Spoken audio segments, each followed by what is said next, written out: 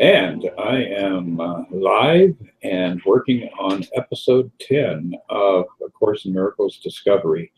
And I have an incredibly interesting guest to speak with today about how he discovered the Course and where the Course has taken him and how it's changed his life. And I'm talking to Craig Villarrubia, and he is in Hawaii. How are you, Craig? I'm doing well, Chris. Thank you for inviting me. I'm always excited to talk about the course and certainly share its impact on my experience.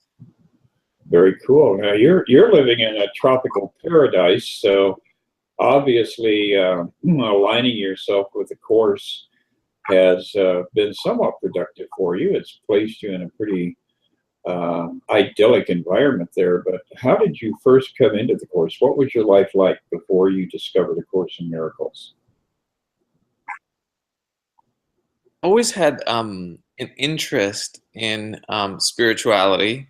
I've always had a call from the heart, a call in the heart to something deeper or a deeper meaning to life, a desire for peace. And I had come into a lot of different spiritual practices and teachers. Certainly Eckhart Tolle, The Power of Now, was very influential to me. The Celestine Prophecies, back when that came out. So all metaphysics was very interesting to me. But there was one particular quote that a friend had shared with me, and it was the first principle of miracles, which is there are no difficulty in miracles. And when I heard that quote, there was just something that clicked, or something that I felt like, wow, this idea that there's no order of difficulty in miracles meant that really anything is possible. And if that is true, then how do I connect with that on an experiential level? And so I wanted to know more about where that quote came from, and that eventually led me to A Course in Miracles. And I just so happened to be in a spiritual bookstore, and the book I saw when I walked into the store was A Course in Miracles, and I knew immediately that I had to buy it. Very cool.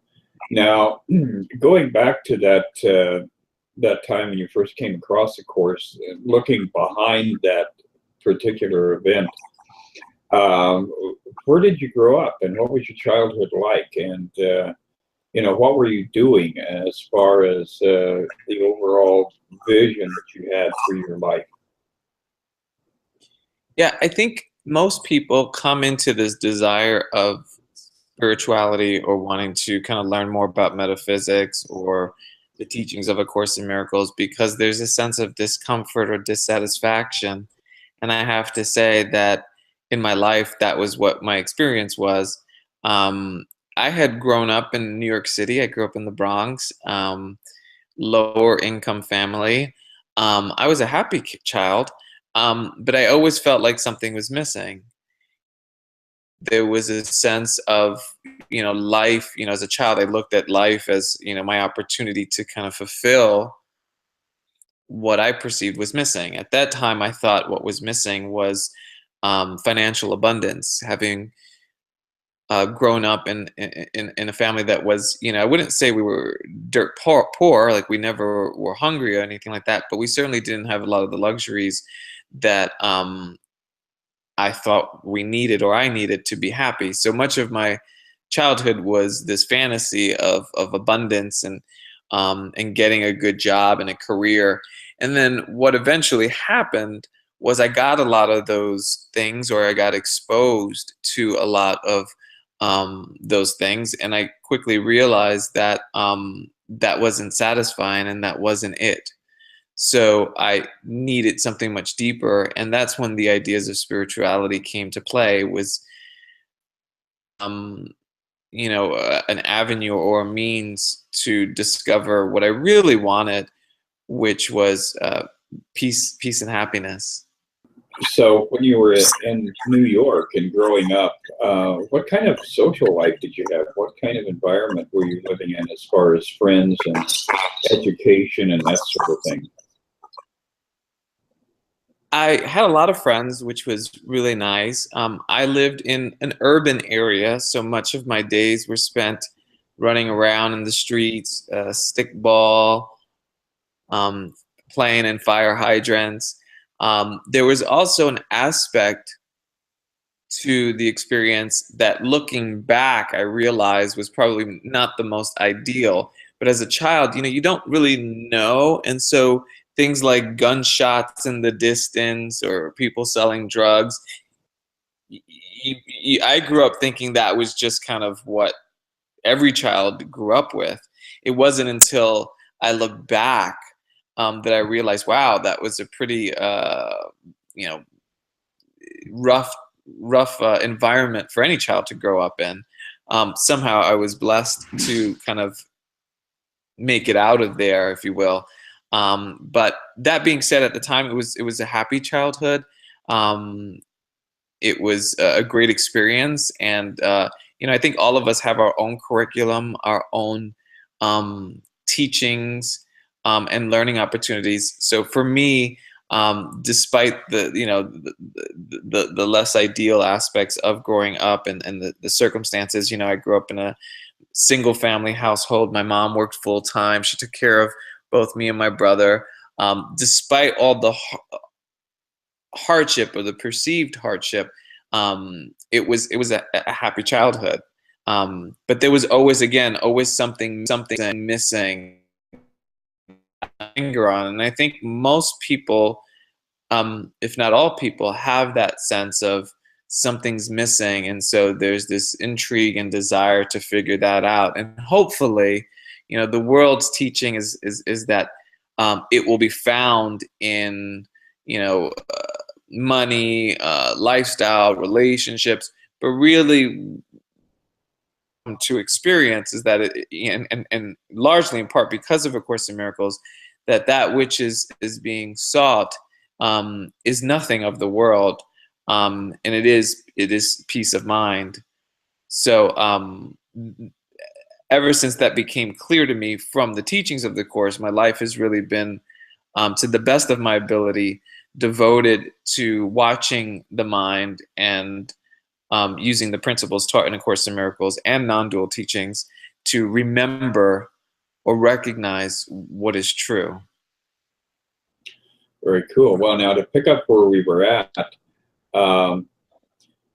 you were led to the Course, it seems, and then what was going on at that particular time in your life? Because I know that you kind of launched into the Course very rapidly, and a lot of stuff, it appears, started happening once you made that commitment to moving forward with the Course. So what was your career looking like, and what changes all of a sudden abruptly showed up for you?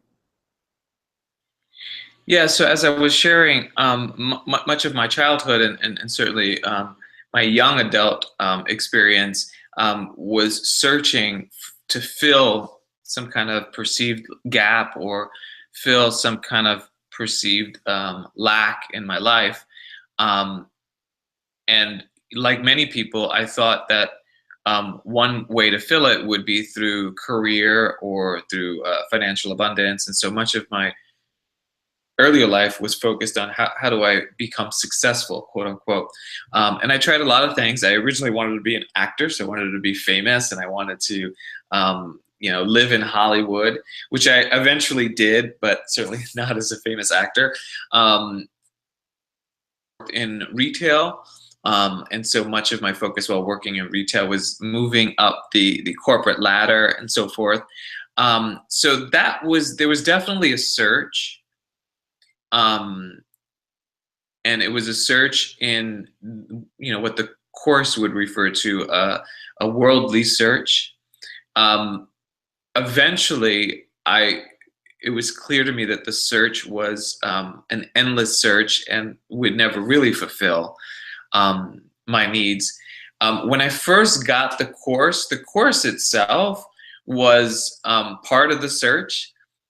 It was perceived as a means to get something. I think a lot of people, when we first come to the Course, it's because we want to get something. And that's perfectly fine. It's beautiful. It's just an example of how the Holy Spirit can use this desire to bring to our awareness what's really wanted. And so when I saw A Course in Miracles, I thought the Course in Miracles was a means to manipulate my life circumstance and manipulate the material world to conform to my ego desires. So A Course in Miracles was a course in manifesting exactly how I wanted my life. And again, there was nothing wrong with that. That is part of the process, recognizing how our thoughts affect our perception. But once I got the Course and started reading the Course, it went well beyond this idea of getting anything. In fact, it was not about getting anything. It was about losing everything, losing all of our thoughts and ideas of thinking we know what will make us happy.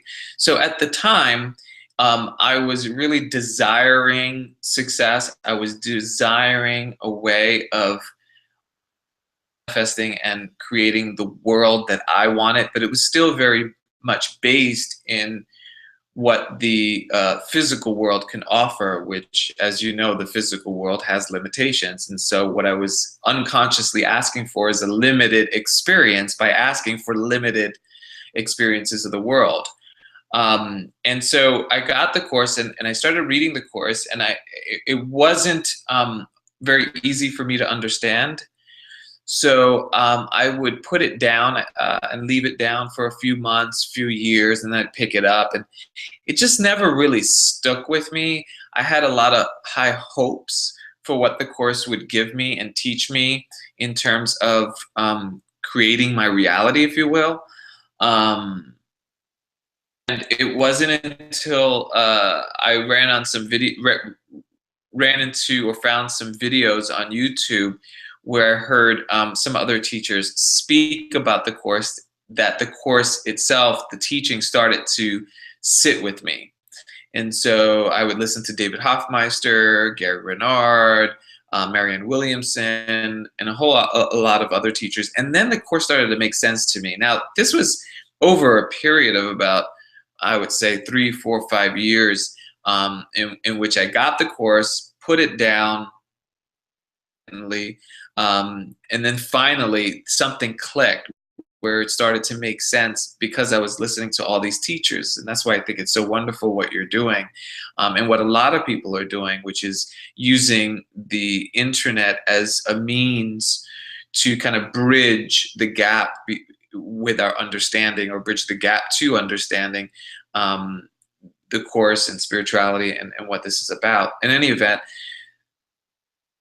teachers really helped me in how to approach the Course, how to see the symbols, like symbols of Jesus and Holy Spirit, differently. I grew up Catholic, so I, in my mind, had my own ideas of what those symbols meant, and I was taught what those symbols meant. So it was a little hard to read and understand what the Course was saying when, in my mind, I had related to these symbols very differently. So at some point, I had the inspiration to actually start the workbook. I actually did the workbook before completing the textbook, and I just started to do the workbook. And I would start, get to lesson 20, and then I would, forget. Oftentimes people, reach out and say, I keep doing it, but I can't stick with it. And that was me. I couldn't stick with it. And it would be probably a couple of years before I got to the point where I said, you know what? I'm just going to start at 1, and I'm just going to do as far as I can and go as far as I can. And if I forget, that's okay. But when I get back to it, rather than starting at 1, I would just pick up where I left off. So if I went from lesson, 1 through 70, and I stopped at lesson 70 and, didn't pick up the Course for a few months, I wouldn't go back to 1. I'd pick up at 71 as if nothing ever happened, as if there was never a problem in stopping. And that, in essence, really is the teaching of A Course, which is to overlook. See, the problem wasn't that I would start and stop the lessons. The problem is I thought I had a problem because I was starting to stop the lessons. In other words, I would beat myself up and tell my things like, oh, what a poor student you are. You know, you can't keep with it. You keep forgetting, or you don't remember, or you're doing it wrong. I decided I was do it without judgment. A Course in Miracles says forgiveness is to watch without judgment. And so if I could allow myself that, to just watch the process without judgment, I knew I would be able to get through it. I did that, and so I did the lessons. I may have forgotten, you know, a day or two here and there, but I would just pick it up when I remembered. When the thought was in awareness, I knew that that thought was for me to follow, and so I would do it. Before you knew it, I was probably third, a third into the workbook lessons, and I had you know, one of what would be many spiritual experiences, in which case it was very evident to me that what I am is beyond intellectual understanding, and what I am is not subject to the effects of perception or the world, and what I am is without, and what I am is certainly not subject to death. And so in that experience that is really definitionless and impossible to describe in words, paradoxically, I can also describe it in one word, which is simply love, unconditional love. I knew that this process, or this mind training, or whatever it is that was going on, was real. There was no question. There is no question. And from that point on, I knew that the Course was a path for me. That doesn't mean that it was, you know, it would be, you know, the only path. I've since also, I've accepted that there are many paths, but certainly this one was the one for me at that time. And after that spiritual experience, I was so inspired that all I wanted to do was to share these thoughts of love, and share what I had been going through, and my own healing, and which by the way continues to this day. It's you know, the forgiving lessons, and certainly the thought system of the ego, I can't say is completely gone. There's certainly moments where fears come up, and I'm challenged in my thinking as far as what's really true, and that's okay. It's part of the curriculum, part of the process. But the difference between now and perhaps before is that the character Craig is not taken as seriously. So the perceived problems, when they do arise, there's a silence in the background that knows, or silence in the background that smiles, knowing that whatever is happening in perception is but a dream.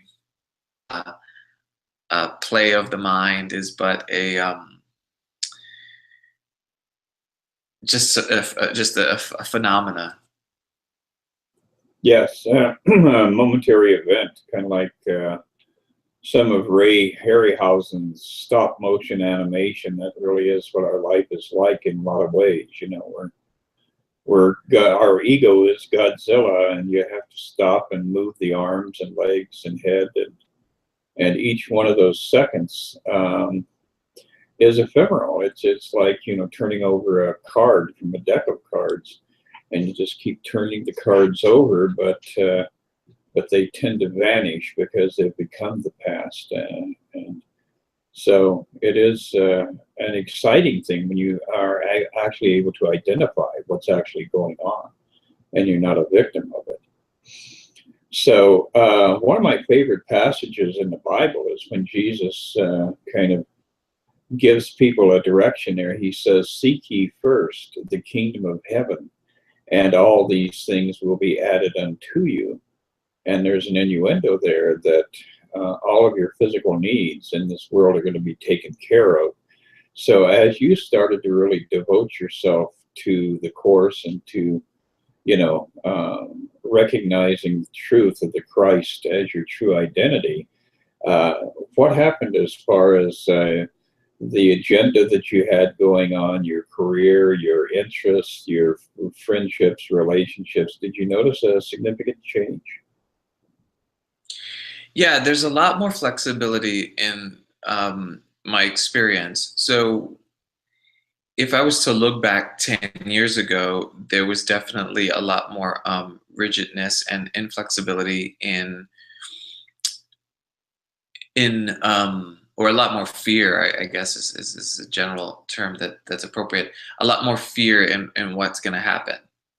And part of the course talks about this is this this fear of sacrifice. And so you read the course and you intellectually begin to understand how is for the worldly ways, if you will, whether it be career, money, relationship, so forth. You start to realize that those things are actually, when we believe in those things as our source or as the source of love and it's going to fulfill us, we find that we'll always be let down by the world, because the world is always subject to change. It's always subject to destruction and so forth. So it's very disappointing to the ego, because the ego's based its existence on identifying with the world. So the ego identifies or sees itself based on how it's defined itself in the world, whether it be by its relationships, by its behaviors, its success, its money. And so the course is basically saying, look, pay attention as to this mantra you're following by the ego, which is leading you to chase after all these things and seek your salvation in all these things, and you don't even realize that you're suffering. And so you do the course and you realize this, and you realize where your suffering is coming from and why you're suffering. And then all of a sudden there's this sense of, oh my God, I have to give this all up. Sense of sacrifice. But that sense of sacrifice and that perception of sacrifice is only coming from the perspective of the ego.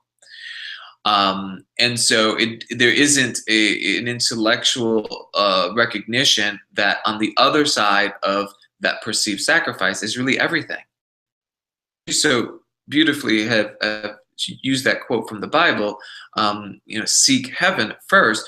Well, what the course is basically saying, or what the Bible is saying, what Jesus is teaching and saying is, all these things that you think you're chasing, and all these things that you think that are providing you with the happiness, if you just, rather than seeking all that, this moment, right here and now, we seek the kingdom of heaven, which is peace and love. And so we come into the awareness available in each and every moment that in actuality, there is peace here, right? There's nothing wrong. I'm having a conversation with a mighty companion on Google Hangout. I'm getting to express, we're getting to share ideas. There's nothing, this is it. This is what's happening. This is joy. This is peace. There's no, the introduction of threat only comes when I think about it. If I start to think about things in the world, if I need to think about tomorrow, what I got to do, and the money I owe this person, and then I'm lost. I'm not seeking heaven anymore. I'm trying to figure out my quote unquote life. But wait, no, seek the kingdom of heaven. So it's here, right? And so it's in the peace of just recognizing that there's safety right here. I'm okay. My life, I've had, like anybody else, we've dealt with, disease, death, catastrophe. To some level, we've all experienced that. But there's something within us that has always been okay through all of that, and that will never change. So coming back and recognizing in this moment, there's an aspect of me, there's an essence to me, there's an experience within me that is unaffected and okay. Therein lies the portal Seek heaven, seek now, seek the presence of God. Of Course in Miracles says in one of the lessons, God's voice speaks to me all through the day, which means there's never a moment that the peace of God isn't talking to us. So if we're not hearing the peace of God talk to us, it's not because God's not speaking, it's because our attention, ego thoughts. And so again, just coming back, if I'm always seeking this space, this present moment, this experience of peace, if I'm putting my attention there and I'm withdrawing my attention from the problems of the world or the problems of my life, then I'm no longer feeding the problems of my life. And the recognition of heaven right here and now, this very simple experience of being, I'm honoring just being, then will be taken care of. Like you were saying, all of my needs will be taken care of. When I was in California and I was going through the course, there was an inspiration to move to Hawaii, and there was an inspiration to do actually quite a few things. I wanted to start a center. I wanted to, do this ranch thing. I wanted to do retreats. There were things that I was inspired to do, but I had held myself back because of the fear of letting go of the career. Because again, that demonstrated my rigidness to what I thought would make me happy, my career, my money, blah, blah, blah. Well, willingness to be vulnerable, to take the risk, allows me to be witness to what is possible and how the love of God will always take care of us. I think Lesson 50 says, I am sustained by the love of God.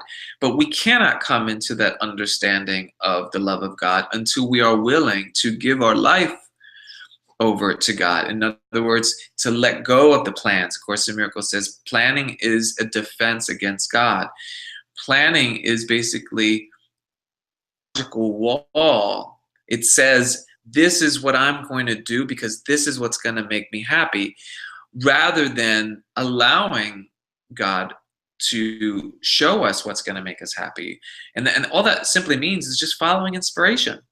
It's not doing something you don't want to do. It's not saying you have to be someone you don't want to be. It's basically follow love, follow your heart. And then so willingness to do so, you start to become witness to the miracles that happen when we do so. Now, it doesn't mean things are going to happen exactly how we expect them. In fact, in most cases, they don't. But what it does mean is that despite or in spite of whatever happens, we come to recognize we will always be okay. We will always be cared for. And so one of the, I remember when I was coming to Hawaii, I had no idea how I was going to make money. I had no idea what was going to happen. We were buying a pretty large property here. We had sold a big house in LA, and we bought another big house here. But the reason why we did so is because we knew we wanted a cattle ranch, and we knew we wanted animals. We thought we were going to have, producing livestock and so forth. Well, God had a different plan. What happened was we came out here. We thought we were going to be raising animals, and somehow that was going to be some source of income. What we learned is on our property, we actually have a very rare wood or tree that grows on our property. It's called a koa tree. It is a tree that only grows in Hawaii. It is a tree that is right now, I wouldn't say it's endangered, but it is certainly very sought after because of its quality and exotic wood, and it has been basically cut down from most of the island. Well, what we've learned is we have those trees here. Not only do we have these trees here, but we have fertile ground to rebuild the forest. So we've started a reforestry project, and we've also began to, as part of the reforestry project, it is cleaning out the dead koa trees, the ones that have fallen and have died. And in the dead trees, we're able to use that lumber and sell that lumber at a premium price. And I'm sharing that with you only to say is we could not have planned for our financial support on our own. We just followed inspiration. And all of a sudden we made observations. This is what's happening on the land. And since then, the cattle has taken a back seat, and all the plans that we had are completely different. And so now we have this thriving forest. Now we're inspired to bring back the forest here and grow trees. We planted well over 1,000 trees on a few acres. We have a mill here. I would have never imagined I'd be milling wood. I'm now turning wood and having a really good experience that I could not have planned for. It was only in the willingness. So you had asked me, how was my life from before? Well, before I thought I knew, I thought I knew something. The truth is, I don't know anything. And my obligation at this point is just heaven, which is simply to say is to this presence, the Holy Spirit. That's the symbol that the Course uses. My commitment to the Holy Spirit presence, and in that, the answers will come. The resources will show. The thought that I need to do something will come. That is truly following the Holy Spirit. It is paying attention to what's brought to you rather than thinking you know what you're doing and trying to take charge of your life. You know, most of what we see on there's nothing wrong with it. This is certainly part of my path where we buy into this idea that, you know, we need to take charge of our life, or we need to take responsibility. And there is truth to that. There is a responsibility that we need to take. It's part of it.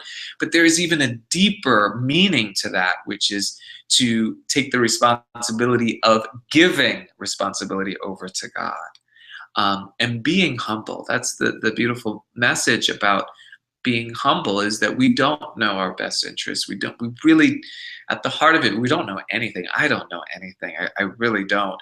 I can only speak to how I've kind of been affected by this practice that the Course teaches, and the teachings of non-duality. And it works, and I know it works for a lot of people. So if someone hears part of this and thinks that they can resonate with it, then the more the merrier, and it's welcomed. Yes, because ultimately, everything we're doing for everyone else, we're actually doing for ourselves, once we get down to the fundamental basics.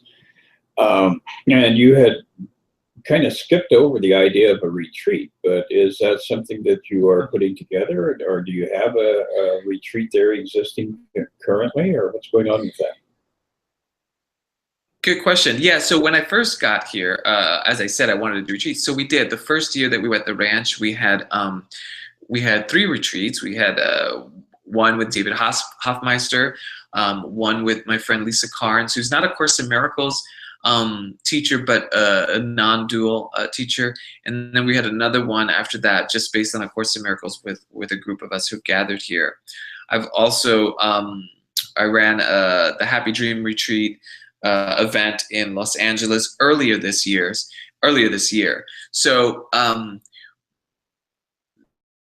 I've had the joy of being able to do just that, and they've all been very, you know, successful in the sense that they've been great experiences for me.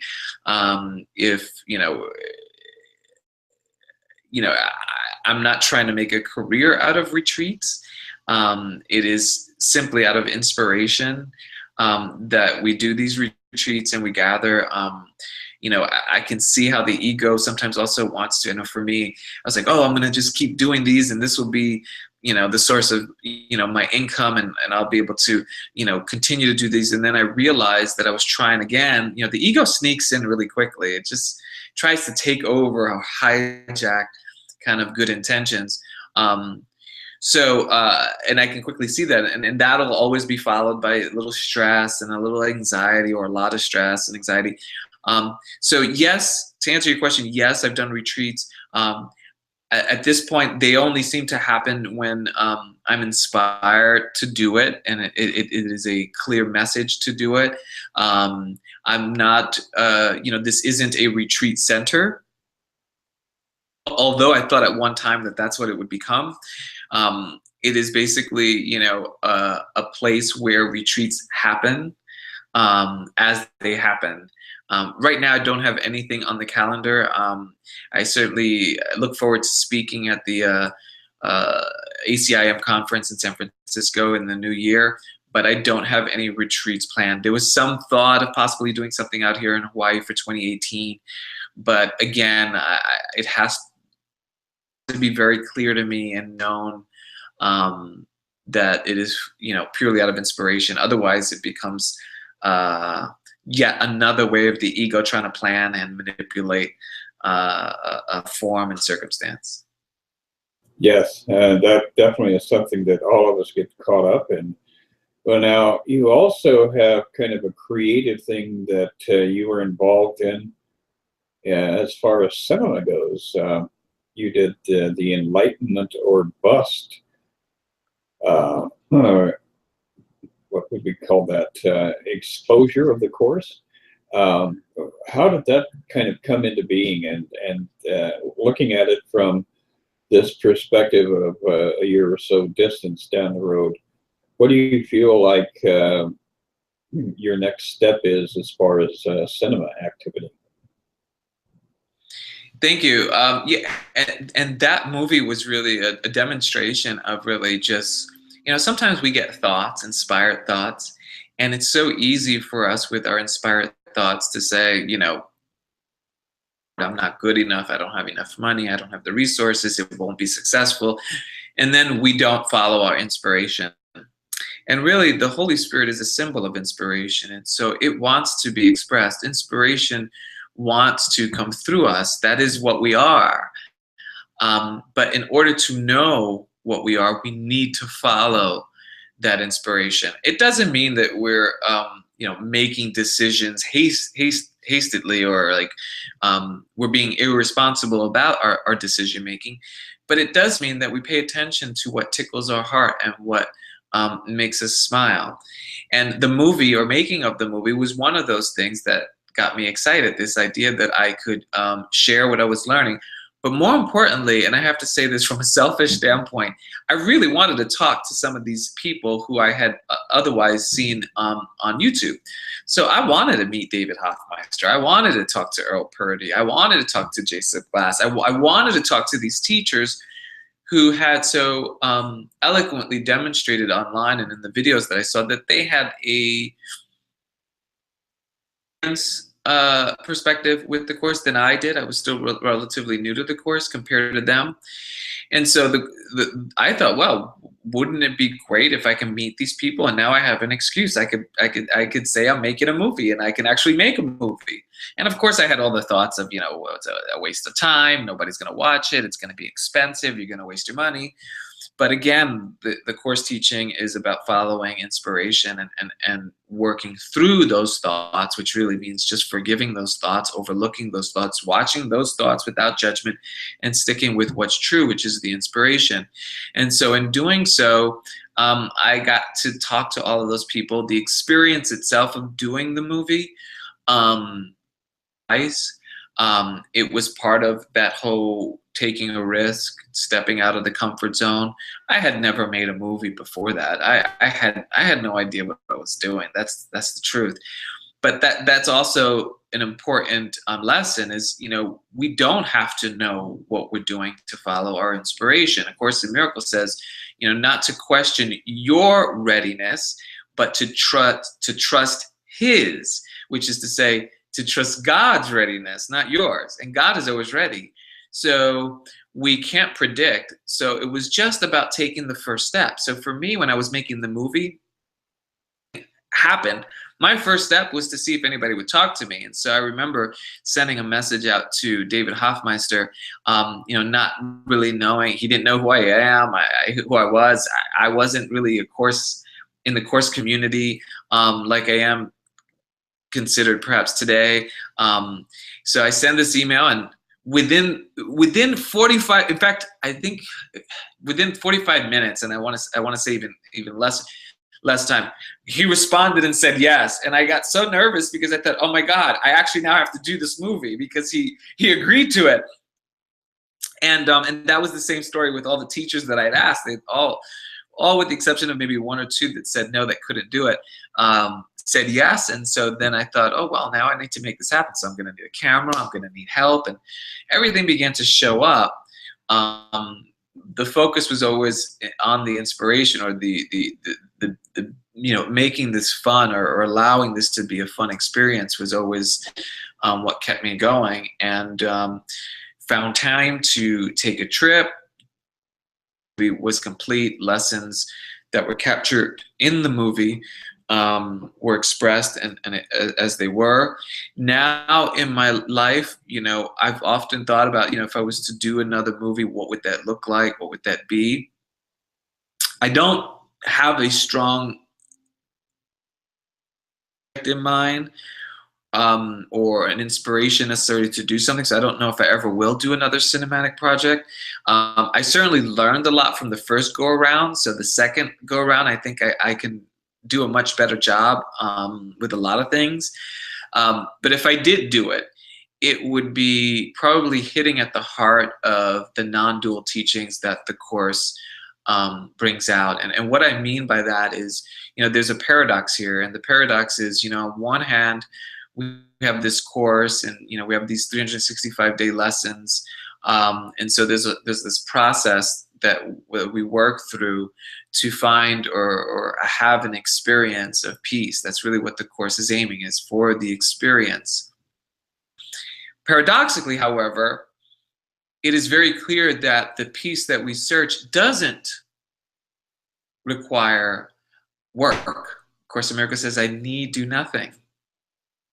So the non-dual aspect of the Course is that peace, everything we want, is right here. Salvation is an instant. So on one hand, salvation's in an instant, yet there's this 365-day Course. How do they both exist? 365-day Course is part of the curriculum for most of us. It is part of the process.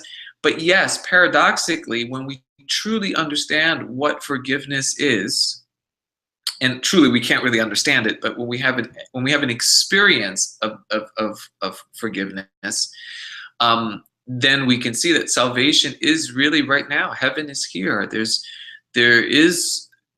nothing outside of the peace of God.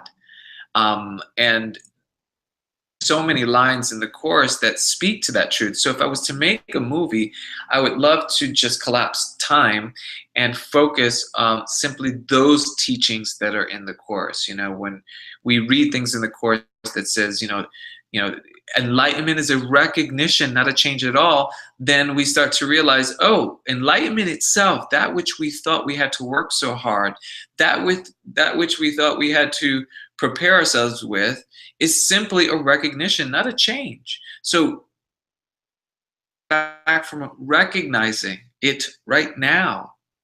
It seems too easy, but that's the paradox. The paradox is that it is easy. It couldn't be easier. There's nothing could be easier. It would be impossible. So, you know, what is that, and how do we explore that at a deeper level? You know, a lot of people talk about the Course being written in different levels. Well, I'm talking about making a movie that hits at the only level, which is, you know, God is. God is. Only the ego mind would then begin to question, what does that mean? How does that help me? You know, and that's okay too. But yeah, to answer your question, if I was to make a next movie, it would be simply to focus on the non-dual teachings of the Course, which just the poignant. The Course has some really beautiful lines that just point to that reality, which is that heaven is right here, and if we're not experiencing it, it simply means our focus is somewhere else. And we can have it. It's here. It's all there is, and that is where the peace of God lies. Yes, that's very, very true. It's the ego is always happy to approach us like, you know, running around with bats in our hair and being absolutely whacked out of our center, the journey that we're truly on, which is a journey with no distance. It's just coming to a place where we can stop. And once we're able to stop, that changes everything. That shifts everything. But that would be a very broad vision, actually, because you could draw on resources from ancient Hindu, ancient Buddhist. I mean, you could travel all over the world, ancient Native American philosophy. You can find that oneness everywhere. And, you know, that could become a 4 or 5 year project in and to itself. So, Yep. go ahead. I was gonna say, yeah, and I just wanted to, like, you said the quote that wasn't coming to my mind, which was, you know, the journey without distance. That is it. It doesn't get clearer for me. Doesn't get clearer than that one quote: journey without distance. Yeah, that and when you try to explain that, it turns into jabberwocky. So it's merely it's merely a finger pointing in the direction, but everybody has to take that journey on their own, because it is unique to each and every one of us, which is another paradox that we have to be at peace with, the fact that we appear to be a multitude when in fact we are one. So you've got all your projects there on the ranch, and you've got your forest that you are developing. And are there any other kind of high points going on in your life right now, other than doing the course and just enjoying the journey? Yeah, I'm really excited.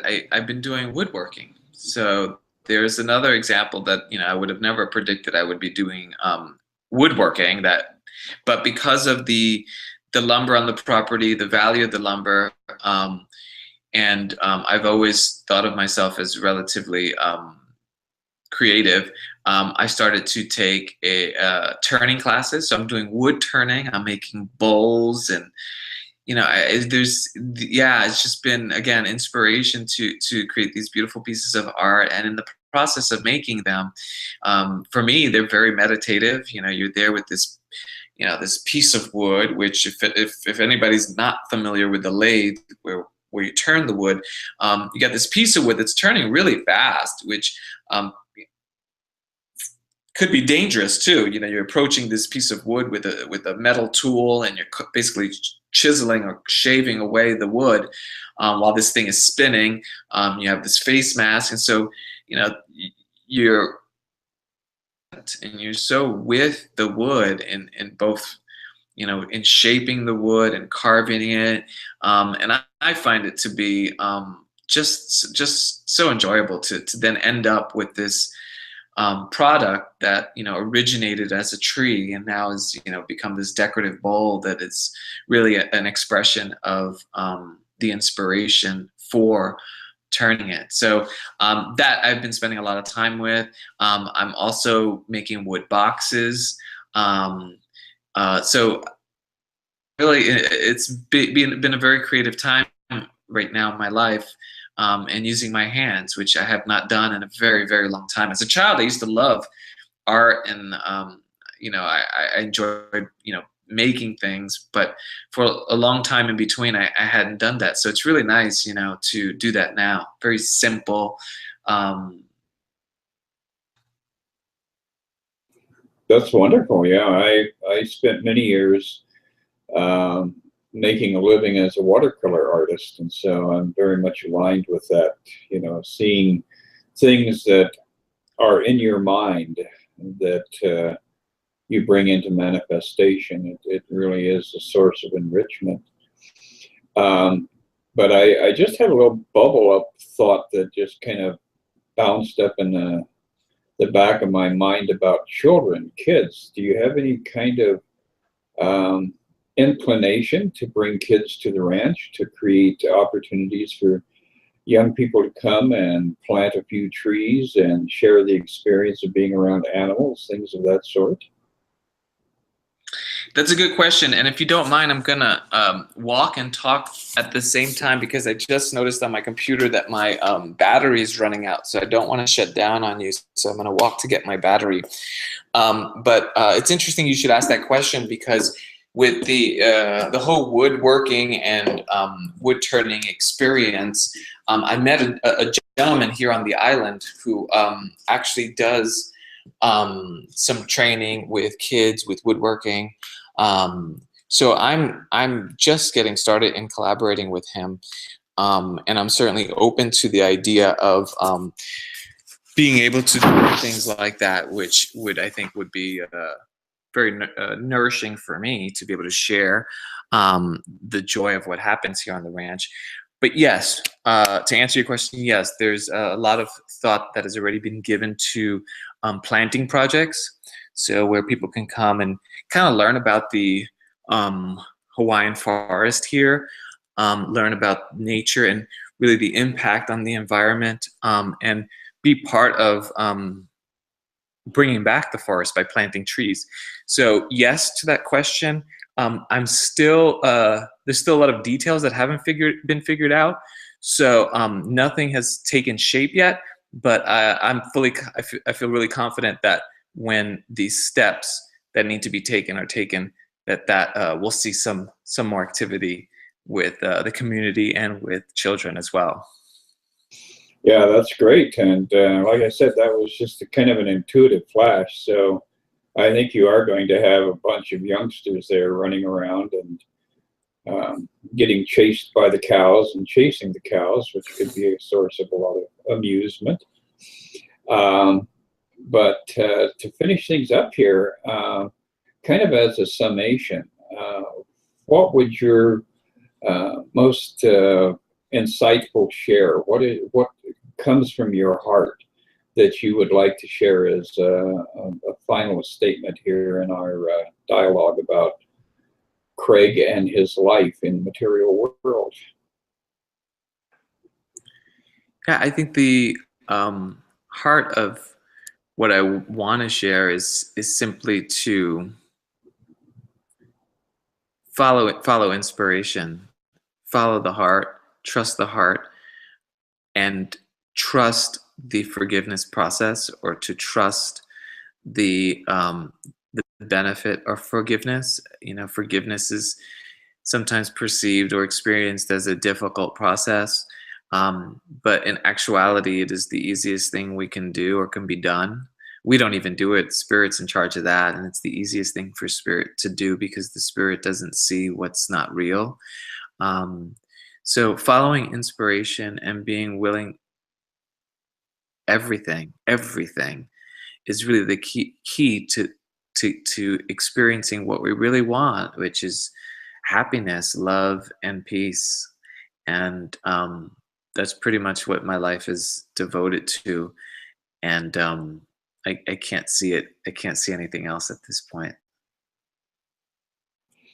Wonderful. I thank you very much for spending time with me. And if people want to track you down, do you have a website or a place that people can find you?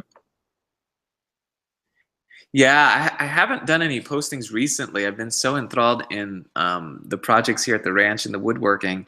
But yes, they are more than welcome to join me at CraigVillarrubia.com. They can also join me on Facebook, Instagram, YouTube. I certainly have a lot of social media outlets. So check out my movie, and I'll see you on the path. Great. Well, thanks ever so much for spending some time with me. And I'm sure that at some point in the future, we're going to have another connection that's going to be kind of fun, kind of delightful. Awesome. I look forward to it, Chris. Thank you for having me on. And I look forward to, running into you again.